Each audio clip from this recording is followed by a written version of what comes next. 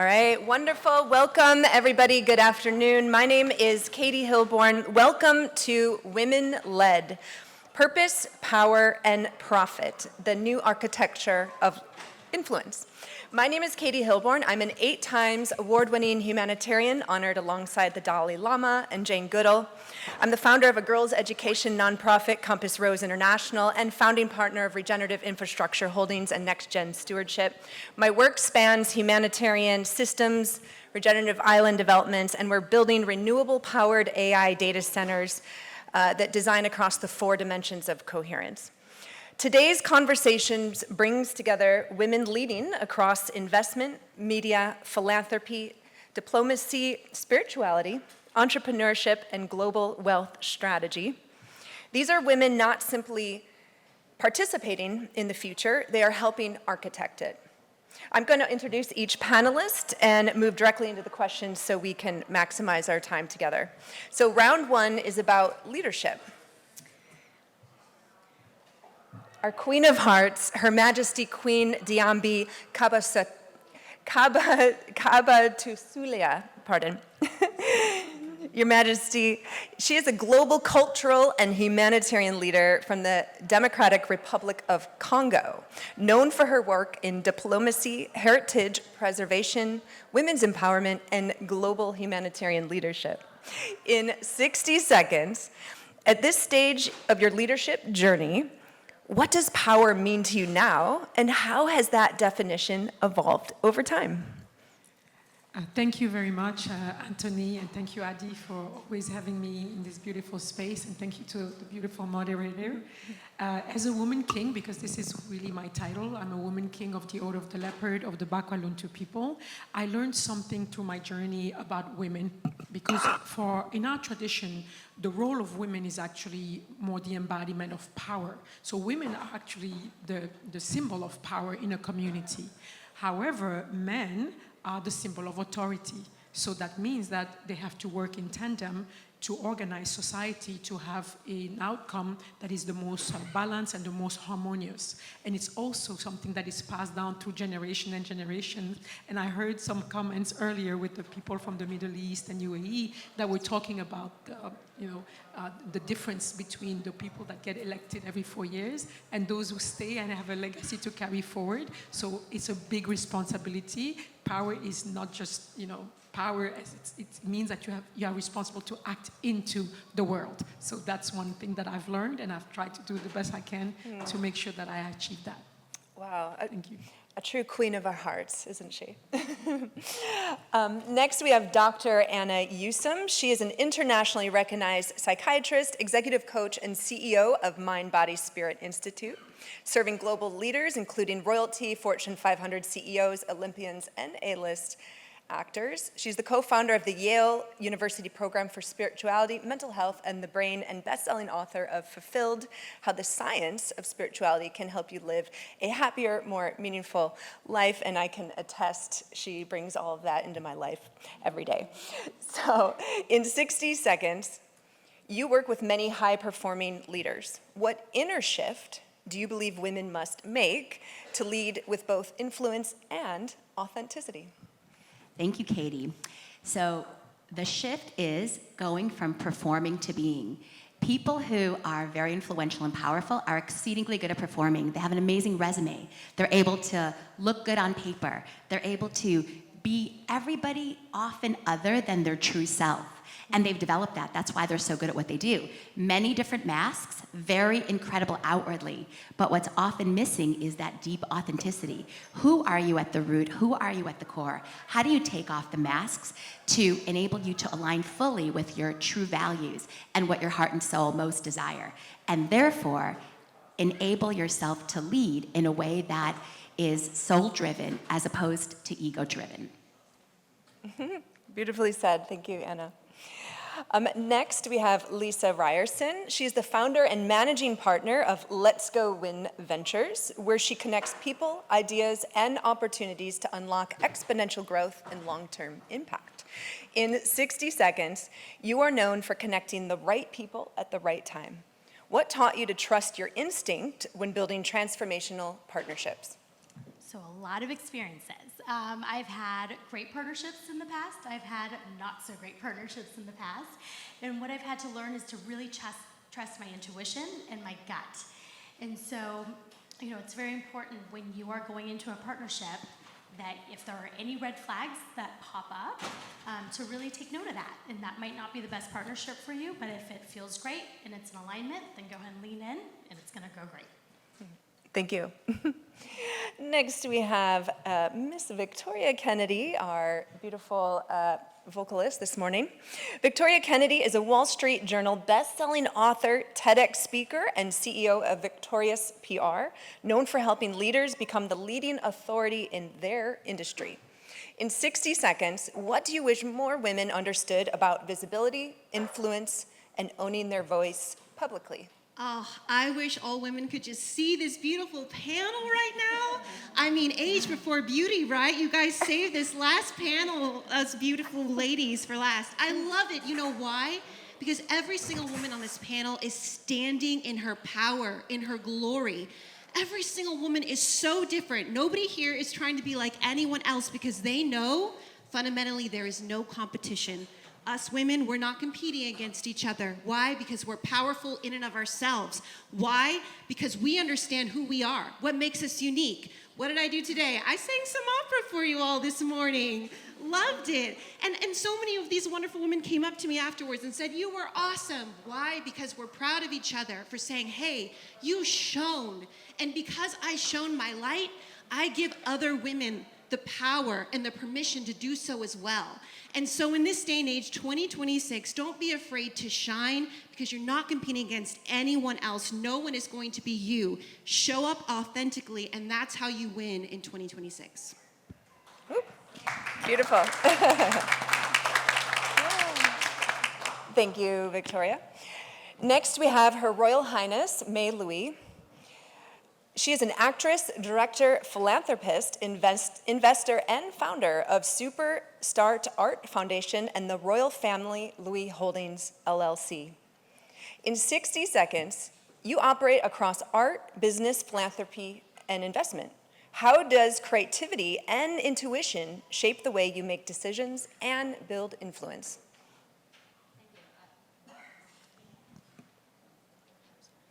Hello. Yeah. Sorry. Yeah. Thank you for giving me this opportunity to share my mission of Superstar Art Foundation. I'm an artist, but I used to be a banker. So when I was working as a banker, I had an opportunity to participate into some big budget Hollywood movie product. And that time triggers my passion of becoming a filmmaker. So I changed my career when I moved back to US before COVID. And I started my first movie directing. It's called The Lost in 24. So this movie is about the human trafficking. And when I made a study that there are almost 8 million people that are missing every year worldwide, and I just found this number is shocking, and nobody seemed to be noticed. And I just decided to make the movie about it, to address these social issues and give voice to the minorities and the humanitarian. And to my surprise, I win my first award of the Best Actress Award in the Rome International Film Festival. This just gives me great encouragement and letting me to decide to continue my career. So that's how I founded Superstar Art Foundation. We're a nonprofit organization that has a mission of supporting artists. And I think the artists will play a very important role in the human civilization. And I'm just running to my 4th movie this year.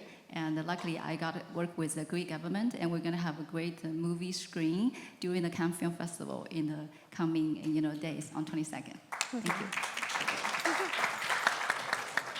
Wonderful, thank you, Your Highness. Next, we have Ronit Cohen Bentolila. Did I say that right? Wonderful. I should probably say it with an Italian accent. So she is a wealth preservation specialist representing Grodno International, where she advises international clients and high net worth families on legacy protection, generational planning, and long-term wealth preservation strategies. In 60 seconds, what has working with international families taught you about trust, legacy, and preserving wealth across generations? Thank you, Katie, and thank you to this amazing panel. Really girl power. So the concept of trust is very different in different cultures. That is lesson number one. You think, you have the basics of trust. It is built over a lifetime, and you can lose it in an instant, and you have to, kind of go through the motions. But what you don't realize is that in some cultures, trust is earned by earning a relationship first. And then you acquire the trust, and then you can move forward to do any kind of business. It is extremely common in different cultures, and for somebody who is a Westerner, that's kind of like the other way around. We're used to doing a transaction, and then you go about and building that relationship. That's why they always say you have a better chance of making a client a friend than a friend a client. So learning the concept of trust across different cultures has taught me that there is diversity even in trust. All right, thank you very much. And we have a new panelist that was added, so I don't have your bio, but if you could please introduce yourself in 20 seconds. Thank you, Katie. I appreciate that. Thank you so much. Sorry for the surprise.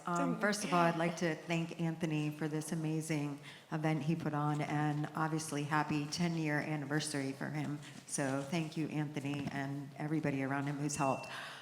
So I am Rose Satz. I'm the CEO of Advanced Innovative Partners. It says what we do. We're in the healthcare space, all the way from oncology to rare diseases to wellness, helping people in healthcare. I'm also in the entertainment business, so in the singing space as well, to our panelist over here. But I think this panel is very interesting because we're talking about women, right? And one of the things that I'd like to bring up is, look at all the changes that have happened in the last 5 decades with women and how we've come so far. Even most recently, I had a journey to Saudi Arabia, and that country really did not allow women to do what they wanted to do. Now they're dressing on their own, they're starting businesses, they're doing different things. So from the panel before us to the Middle East, it's very important that we're seeing the differences that are happening not just in the United States, but all over the world. Us women are very, very empowered at this point, at this stage.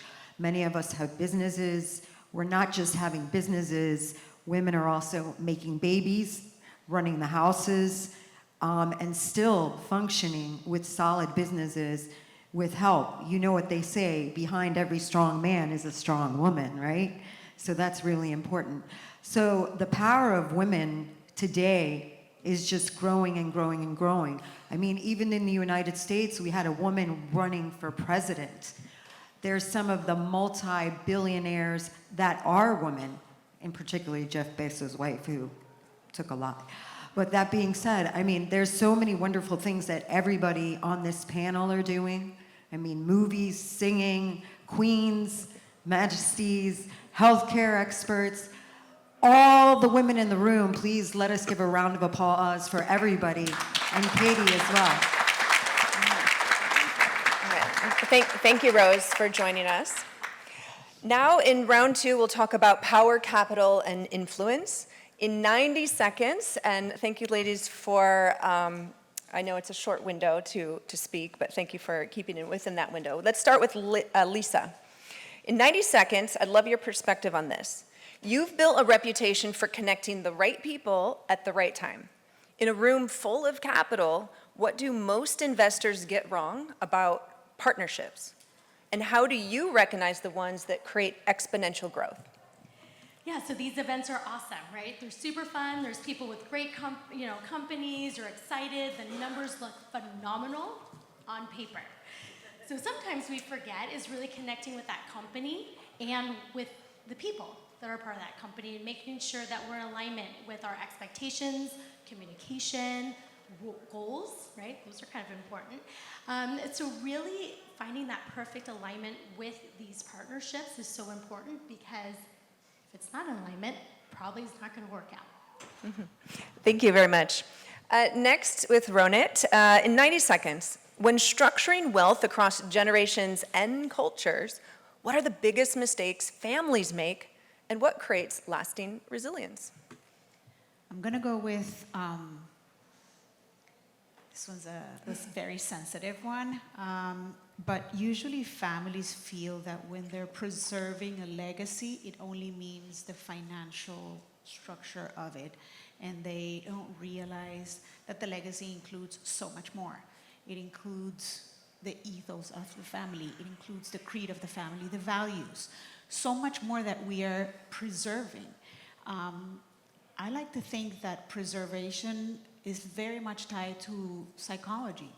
There is so much that it encompasses. It encompasses, what the legacy is going to be, that we're going to leave not only the financial legacy, but as a family, to our next generations, what happens 5 generations down the road. And I believe that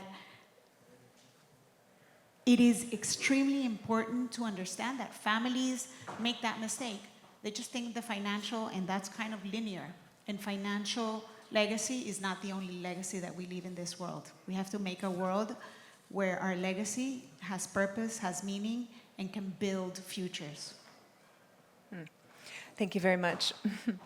And next for Victoria, in 90 seconds, influence today is driven by visibility, trust, and narrative. How should women leaders think about authority building in this new era? Ooh, I love that. Well, in this era, it's both a positive and a negative for authority building. On the one hand, there have never been more channels. You could be on podcasts. You can post on social media. There are articles online. It's wonderful. But on the other hand, there's the paralysis of choice. You think there's so many different ways that I can go about promoting myself, and they all feel icky, and you get a little bit scared. You don't even want to post, right? Who feels that way? But here's the thing. You have a moral obligation to share what you know with others.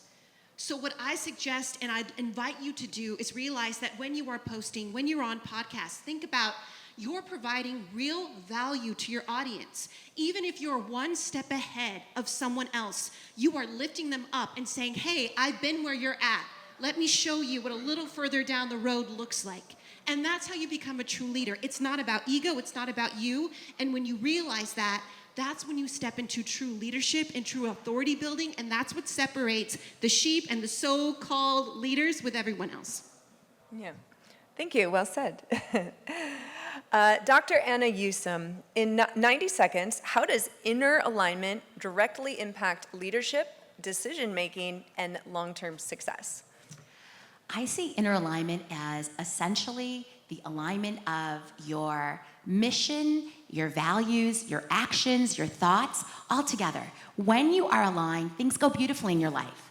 Your actions reflect how you feel, you do what you believe in, your purpose is reflected in that. Life works. And when life works, doors open, there's synchronicities, you're more connected to the divine, your teams work better, your work is better.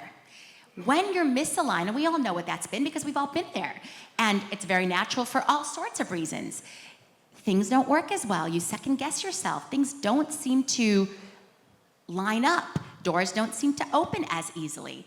These are, I think, the negative consequences of misalignment. And what can you do to become more aligned? The most important thing is aligning your reason with your intuition, being able to use both. You can think of your reason as being essentially the masculine or the more left brain part of human beings, whereas your intuition is the more feminine way of knowing. Obviously, these are stereotypes. All of us, by virtue of being human, are masculine and feminine, and the masculine feminine entities are dynamic. But when you have both, when you can be reasonable, deliberate, action-oriented, and at the same time intuitive, and be able to know through deeper consciousness and connection to something greater, that combination leads to inner alignment, which leads to beautiful things. Well said, thank you. Next, Her Highness Mei Louis. In 90 seconds, you bridge entertainment, investment, and philanthropy. How do you see storytelling shaping the future of influence and capital? I personally think creativity is not just an expression, but also responsibilities. It will bring the light into darkness and build bridges through walls. And my family come from the oldest family in China that formed a very influential culture from the Han Dynasty. So I'm the 73rd generation descendant from the first king who built the Emperor of Han.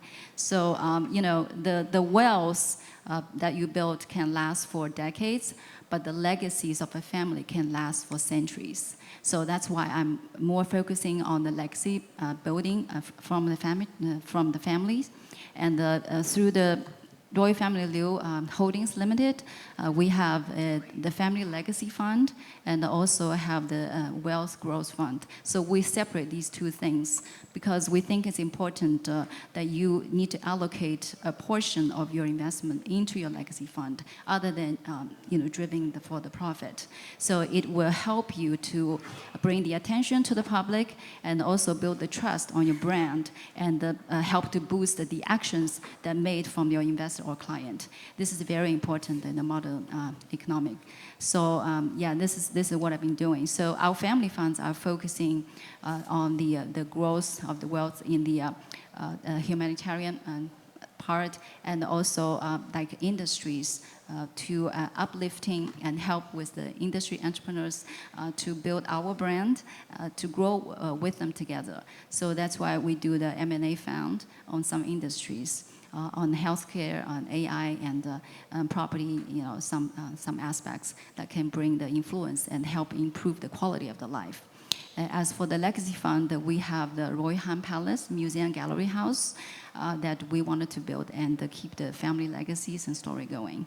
And if you're interested, you can visit my website, royalfamilyliu.com, and for more information. Thank you. Thank you very much. Okay, Queen Diambi, in 90 seconds, what role do women leaders have in reshaping global wealth and leadership so it honors culture, humanity, and future generations? So when I became a queen, actually a woman king, but I say queen because it's easier for me to share and internationally. Of course, we have to notice the deficit in leadership for position for women in a lot of fields, yet they are present. So it's not to say that they are not there. It's just a deficit in the narrative and in the image. Many women are the generators of ideas, of innovations, of inspiration, of encouragement, of so many things in a society. So women are actually, for me, I look at the women as the core engine that has that ability to put in energy and to put in structuration in so many things that are done every single day. And yet they are not represented to the level that they should, and they are not given the voice that they should be given. Because once you give the voice to women, we have an ability that is really in collegial, is to work together. We have this great talent that we want to find the common grounds rather than the things that divides us, because we are innately designed for the survival of the community, the survival of self, but the community. So what I do in my work, because I do a lot of commercial enterprises as well, and I give a lot of space to women because I find that I can rely on them a lot. They are very loyal and they are very serious, but also there's a candid spirit to women. So I encourage everyone to, in their families, in their organizations, in any ventures that you do, to really make that space, because when women blossom in that space, it helps the entire community blossom as well. So this is what I believe. Yeah, that's beautiful. And in my personal development work, I think there's a statistic that if you invest in the woman, she produces a 10% higher yield than the man. No offense, guys, but so why? Yeah, that's right. And you did say they're more reliable. We love men. Okay, we love the men. But why is that? It's not to be divisive. To the contrary, it's really to call on our male men partners to say, there is indeed an interest in working to shift that narrative and to shift those postures, especially in the days that we are in. We are in moments of transformation. I heard that word a lot. And that's in the moment of transformation, we have to really restore the place of women in the center of all the things that we do, and definitely not to compete, because a woman is mother to a girl and is mother to a son. So I have 2 sons, I have 2 grandsons, so I want to see men thrive and do beautiful things as they are destined to do, but I tell them, collaborate with women and help women empower, and that's make a great difference. I love that. Thank you. Thank you very much. Yeah. Miss Rose down there, I would like to know, I know that you are one of the few women leading radio pharmaceutical company. In 90 seconds, what is like some kind of nugget that you can give us about like what maybe sets apart a female leadership in your industry? Katie, thank you. That's a great question. So I've been in this space for over 30 years. And I must tell you that when I started in the industry, I was the only woman in corporate in this particular radiopharmaceutical space, which is precision medicine for treatment of cancers and diseases diagnostically and therapeutically. So we can find the disease and then treat the disease. Also, and then more women came in, but also at the time I would go to the investor meetings, the JP Morgans, the Jefferies, the banker meetings, and I would count in the room how many men there were versus women. And at the time I started, it was 1% to 2%. Now it's somewhere between 20 and 40%. So it's growing and growing and growing exponentially. And there's more women in the medical space, as we saw today on the panels. There's more women in the business world, right? Which is great, not just in the business world, but also in the financial market world. There's more women doing deals in oil, gas, energy. I mean, us women really are becoming super powerful, even in humanitarian spaces that you're in. So I think, like, not that we're competing, but the race is on. And we're getting faster. Even just last weekend, we had F1 races here, and there were a lot of women racing their cars. So it's slowly but surely happening, and it's good for us women. Really, it's really good. Wonderful. It's good for the world, as my colleague said over here. Yeah, thank you for sharing that. I want to open this up for a moment because there's a really interesting intersection here between visibility, psychology, leadership, and power. Does anyone want to build on what you've heard so far in that intersection? Anyone like to add anything? Yeah. Well, I'm also a psychologist and a holistic healer as well. And I think that we have a model of the world that is very mechanistic. And I hear even the way we treat healthcare as if we were machines, and we just need to be tuned up a little more this way and change this piece here and that piece over here. But we forget the essential that is really the essence of who we are as a person.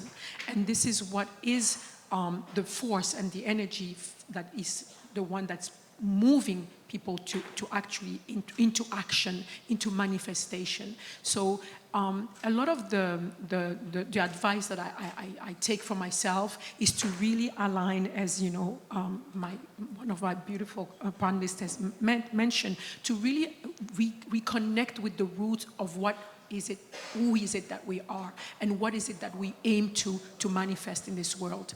And we all have that ability, and we all have that responsibility as well, as you said. So it's a responsibility and an ability that we need to put together. But for doing that, we need to balance with the core, and we need to balance with our culture as well, our belief system, and we have to just have trust in ourselves and courage to show ourselves in the world as we truly are.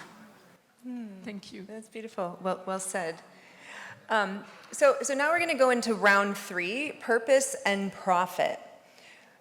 So in 60 seconds, we'll start with Lisa. How can family offices align profit and purpose without sacrificing returns? So a lot of times people think that purpose and profit are in competitors of each other, which is not at all the fact. The fact of the matter is that you have to have purpose in order to align align those purposes so then you can be on the same track and have the profits skyrocket, right? Because if not once again, we talked about alignment. If things are not in alignment, it's not going to go great. Beautiful, thank you. Queen Diambi, in 60 seconds, what wisdom from traditional leadership or cultural legacy do you believe modern wealth systems need to remember? We need to remember that we are actually one system, and we can no longer work against each other.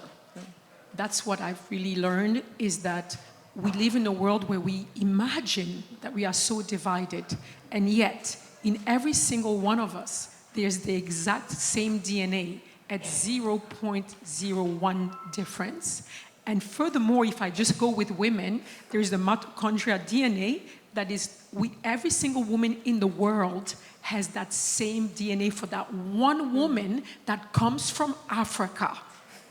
So in reality, when we look at each other, we are indeed much more closer than we think. We are actually coming from the same exact family, and we multiply. And when we take that perspective seriously, then we can start realizing that we have a best interest in really collaborating more with each other with respect and kindness, rather than to only look at our self-gain without understanding that if I gain because you lost, well, guess what?